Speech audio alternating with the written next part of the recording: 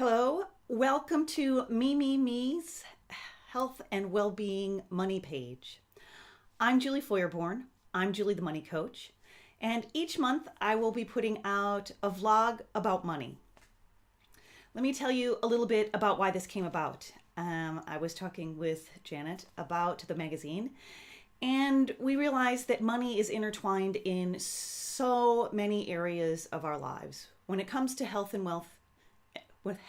well-being, often there is a money element to it, whether it's paying to go to a spa day or if we're stressing about not having enough money.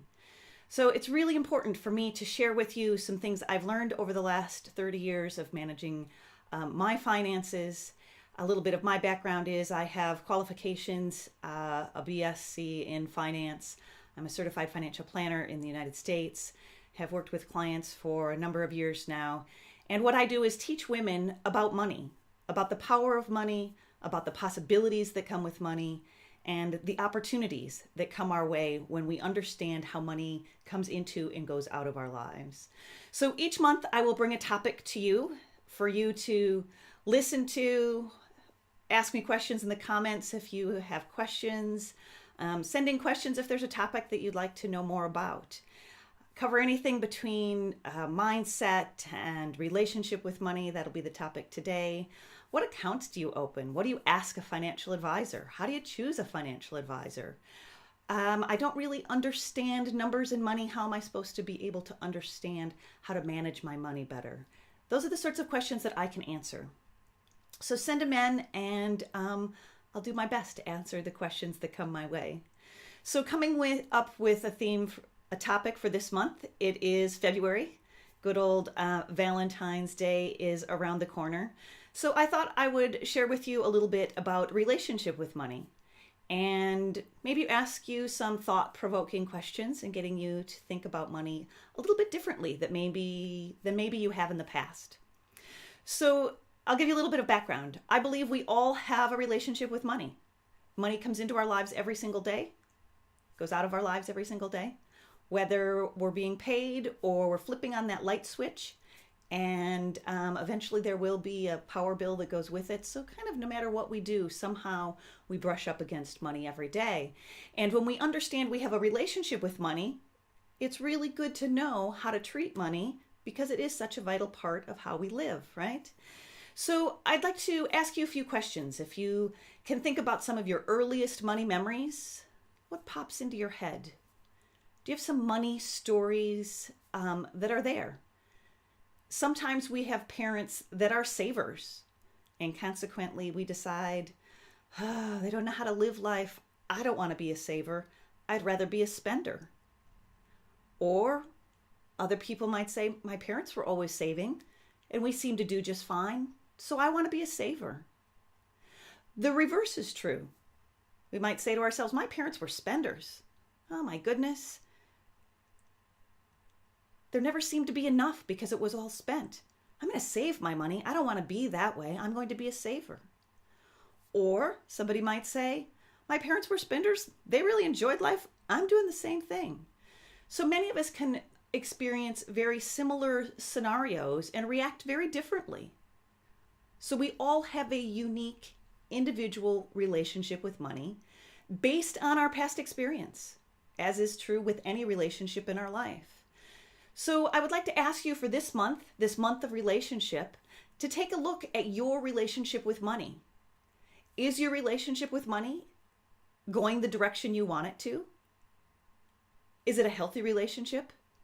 Is it a relationship you enjoy? I believe that our relationship with money is really like a friendship, that we need to treat that relationship like a friendship. And let me give you an example. So if we have our best friend, right, who we come in contact with most days, whether it be through social media, through a phone call, might be a postcard from when we're on holiday. We have those special friends in our lives, right, that we make time for. And when we make time for those special friends, they make time for us. It becomes reciprocal, doesn't it? So when you think about your relationship with money, do you have that same kind of warm feeling that you have when you think of a friendship?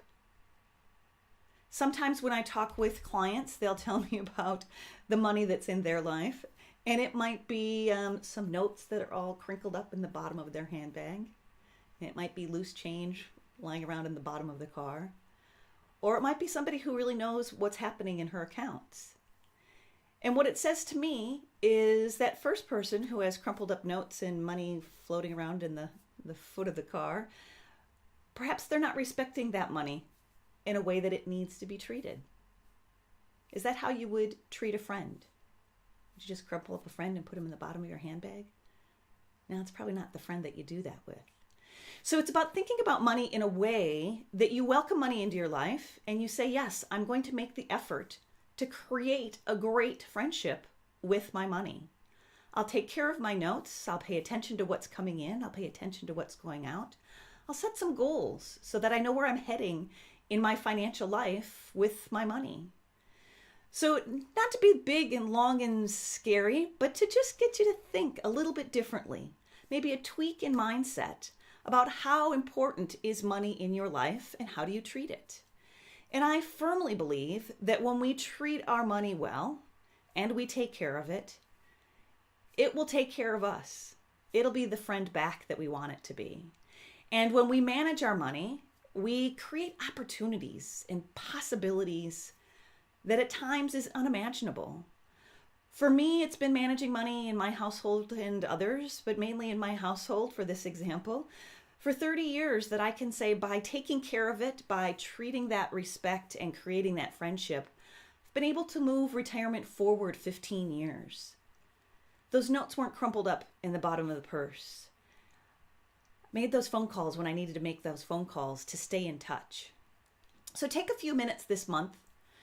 You can maybe have a glass of wine or light a candle, but take a moment to think about your relationship with money and take a moment to look at it where it is now, maybe where it's been in the past. And all of that is absolutely okay. No shame, no blame. We all have a money story, and it's okay. That's what makes each of us unique. My vision for this vlog is for each of us to grow in our capacity to take care of our money. So this is a starting point. And going forward, it's about the power that money can bring us. It's not about looking back and beating ourselves up over what maybe has happened, but instead learning the tools and learning the jargon and having the confidence to make the right financial decisions that are right for you and your family so that you can experience this world of money and the opportunities and the power and the possibilities that go with that. So if there's certain topics that you would like to hear about, send them over in comments, send them in an email. I'd be happy to get them. And I look forward to talking to you again next month about money. Have a great day. Bye.